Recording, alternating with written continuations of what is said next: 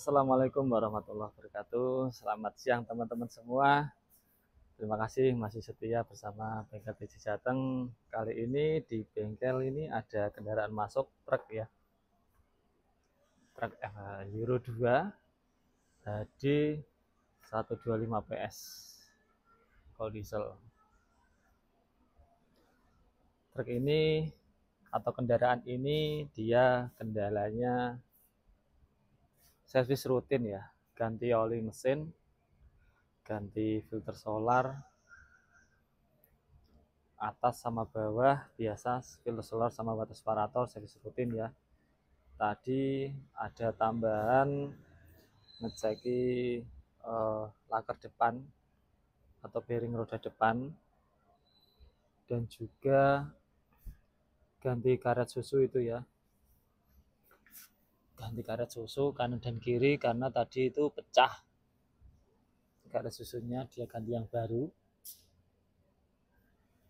Terus keep coupling tadi juga bocor di sebelah situ, cuma udah dibongkar. Dan juga kebetulan saat ngetap oli itu bautnya rembes. Ini ya teman-teman, bautnya rembes. Sudah pernah diganti baut, tapi yang kalah ulir yang bagian dalam itu rembes. Dan solusinya apa ya? Kita lakukan pembongkaran atau pelepasan pada tampungan oli atau oil pan. Untuk yang filter tadi ya tidak ada kendala ya, seperti perawatan rutin biasa. Untuk kendaraan diesel yang mesin masih Euro 2 ini kan memang perawatan ringan, hanya penggantian filter oli secara berkala. Kalau untuk penyetelan mesin ya, kalau tenaganya sudah bagus nggak perlu di setel karena memang nanti kalau di setel nanti takutnya rusak.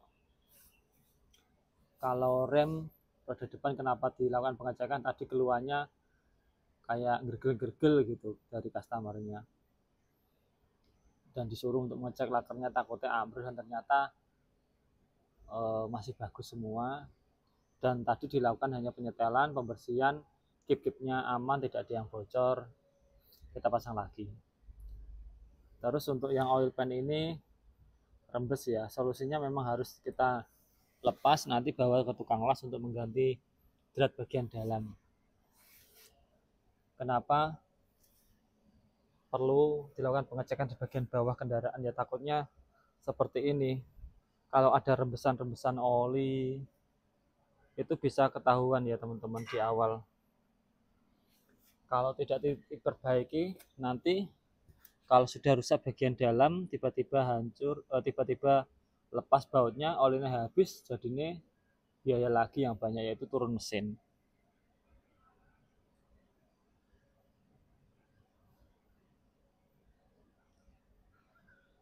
Apakah jika ada pertanyaan, apakah memang sering baut baut tap oli ini rusak?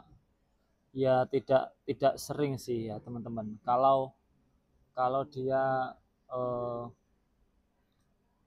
saat melepaskan biasanya kan panas ya, panas otomatis kadang drat atau besi yang kena panas kan kadang dia agak reket, dan sehingga menyebabkan saat kita melepas kondisi panas kan, saat yang tampaknya biasanya panas tuh, dia akan dratnya yang akan kadang ketarik ya, seketika nggak langsung rusak teman-teman, memang sedikit-sedikit, dan lama-lama ya gini harus dilakukan penggantian atau penggantian ulir pada oil pan ini. Dan biasanya kalau kendaraannya sudah lama, mungkin kilometer 300 ke atas atau 400, biasanya di sini ada karetnya atau perpak, atau bukan perpak ya, dia gasket ya, gasket tapi dari lem gasket itu biasanya rembes, dan perbaikannya juga harus dilakukan pembongkaran. Seperti itu teman-teman. Kita coba lihat yang sebelah kiri ya, sebelah kanan ini tadi sudah diceki masih bagus semua, paslinnya masih bagus. rem-remnya juga kampasnya masih tebal ya, masih dalam-dalam, ini masih tebal semua, dan ini masih baru loh, masih bawaan pabrik. Ini kita lihat kelinganya masih bawaan pabrik, belum pernah ganti kampas ya. Ini kilometernya padahal sudah 200 ya, ya karena memang dipegang sendiri, tidak disopiri orang lain, jadi pemiliknya di supir-supir sendiri, jadinya ya dia rumat seperti itu.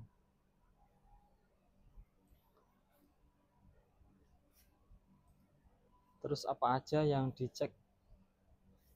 Kalau di tempat kami ada pengecekan gratis juga ya teman-teman, yaitu pengecekan seperti fan belt. Ini kita dicek, kalau ganti oli bukan hanya ganti oli ya, ada pengecekan tambahan yang memang wajib dilakukan oleh teknisi untuk